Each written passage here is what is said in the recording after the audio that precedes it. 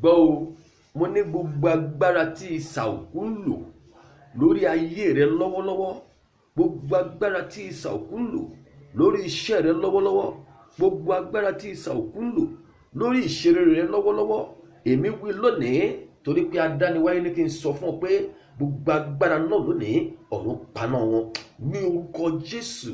Ó yá, ajá ọgbà lọ́wọ́ ikú lórúkọ Jésù Kristi Olúwa wa, àmín.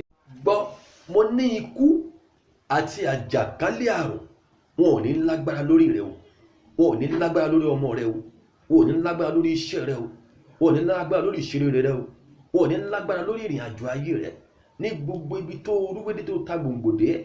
Màmá mi kó gbọ́, ìyá yẹn kó gbọ́, bàbá yẹn kó gbọ́, brother sister mo ní kẹ́ gbọ́, mo ní lórúkọ Jésù ìsà òkú agbára wọn lónìí mo ní kó dasán lórí yín, ó ti rí bẹ́ẹ̀ kò yí padà.